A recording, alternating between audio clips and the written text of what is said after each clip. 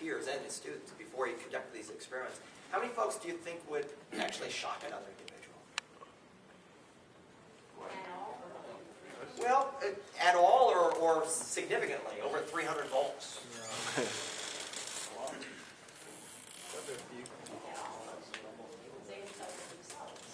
Okay, so you think they would do it a little bit, or do you think there would be a cutoff point when people would stop? Or? Yeah, like 220.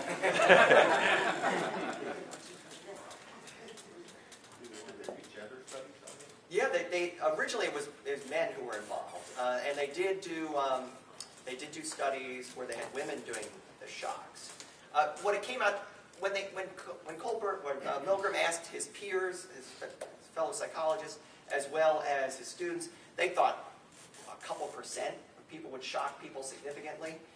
It turns out that 2/3 of the people in the original experiments went out to 450 volts. 2/3. No one, I'll repeat that again, no one stopped before 300 volts. It didn't matter what your level of moral development was either. You had an idea about what was right or wrong, but you still had this predilection, this propensity to obey. It really cleared up a lot of things for Milgram and others. And this thing has been replicated not only here in the United States, but they went back to Germany, where it was even higher. The number, even post-Holocaust, 60, 70, 80% of people willing to administer a significant shock. Did you ever, your hand up, sir? Or? Yeah, I started asking just repeated over a period of years, and then today, what was there any change? You know, there was a period of time in the 60s and 70s where this study was replicated in many different ways with gender. Women were just as likely to administer lethal shocks as men. They just tended to be a little bit more nervous about that. But they did it anyway. You know, I think they did, but I don't remember there being much of a... What they did was they manipulated the distance between the teacher and the learner. So if you were in the same room as the person you were shocking, you were less likely to shock. If you actually pressed the person's hand on the shock plate, you were less likely to shock. So your proximity to the person who you were torturing had something to do with your likelihood to obey, as well as your proximity between the the authority figure and the person who was administering the shocks. If they were in the same room, you were more likely to obey. If you're on the phone with the authority figure, in some cases people would lie. It's, yeah, I shocked him when in fact I didn't. Okay. So this seems to cross cultures. It seems to cross time. There were a number of years, several decades, where Milgram was virtually kicked out of the American Psychological Association, ultimately, over this particular thing. You saw the psychological stress that these people were put under. They were brought in under deceptive set of circumstances. You know, they didn't know that this was going to be the case. They thought they were really shocking the person. And only after the experiment did they learn that they weren't.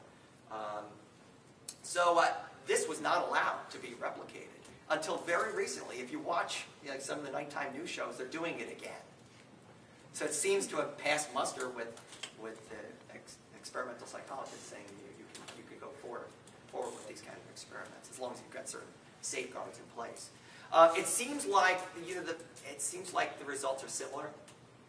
We have a propensity to obey, and even when we're shocking another individual.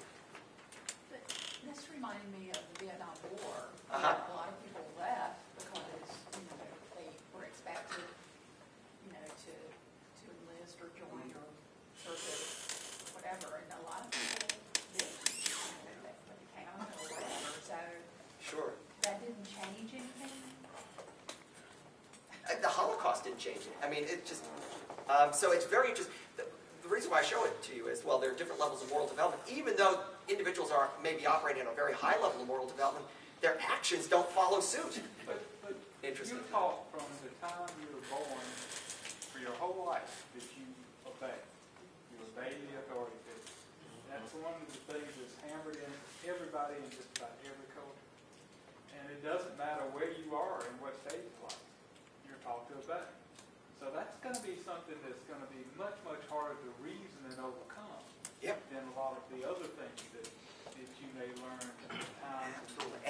bring this up because it seems like we have this built-in inclination to obey, whether it's innate or learned. It's there, and in some cases, it's not necessarily the right approach. Sometimes you got to think outside that initial reaction to just blindly obey, because in some cases, not, in case the World War II examples that had just atrocious consequences, we don't usually have those kind of situations that we have to deal with. But it's important to understand that people seem to be wired this way. What I'd like to do is just take another 5 or 10 minute break. When we come back, now we're going to look and see how we can take a lot of this information that we've developed thus far and use it, okay, in an applied setting. Okay, so if we can reconvene, how about the 25 after? So you see, I'm